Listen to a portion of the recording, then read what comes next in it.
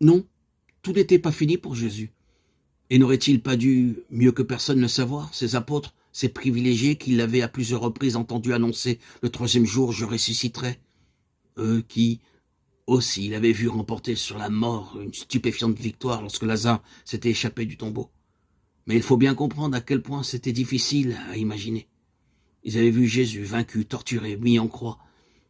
Ils avaient déposé son corps inerte dans la tombe. Tout leur paraissait prouver que les puissances ennemies avaient été plus fortes que leur maître. Ils étaient désolés, terrifiés, accablés. C'est humain, c'est pardonnable.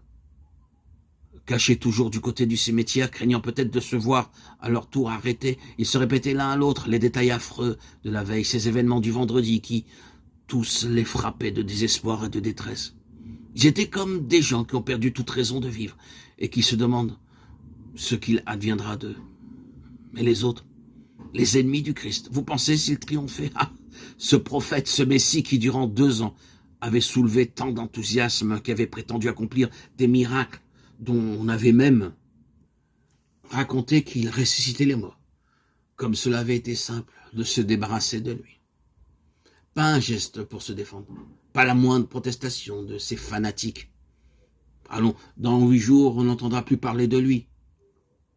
Pourtant, quand même, pour plus de sûreté, on avait mis des sentinelles armées près du sépulcre, de peur que ses disciples s'arrangent pour enlever son corps et pour aller ensuite crier qu'il était ressuscité. Un piquet de soldats en permanence, et on était tranquille. Il n'en sortirait pas tout seul de son tombeau. C'est alors que se produisit au moment exact où Jésus l'avait annoncé, le troisième jour, c'est-à-dire le dimanche matin, l'événement le plus extraordinaire de toute cette admirable histoire. Les 4 évangélistes nous l'ont raconté, et plus tard, un des premiers chefs de l'église chrétienne, saint Paul, s'écriera avec beaucoup de justesse: « Si le Christ n'est pas ressuscité, alors notre foi est inutile.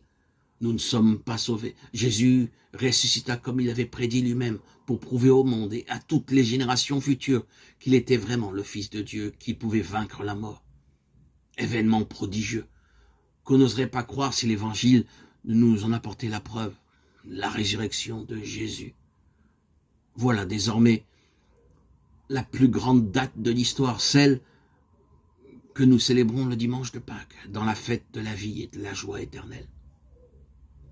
Qu'avait-il fait, lui, cependant, Jésus, durant ces heures où son corps avait reposé dans la nuit de la terre? Qu'avait fait son âme? Une fois encore, comme toujours, une œuvre de miséricorde et de bonté. Il était descendu aux enfers, dans le royaume ténébreux des morts. Là, il y avait depuis des siècles et des siècles des milliers d'âmes qui attendaient la délivrance. Beaucoup d'âmes justes qui savaient que le Sauveur devait venir, qui espéraient en lui, mais qui ne possédaient pas toute la lumière. Et ce dut être pour tous ces morts un moment extraordinaire que celui où Jésus parut au milieu d'eux, où, à eux aussi, il annonça la bonne nouvelle, le pardon définitif du Père, et que le ciel leur était ouvert.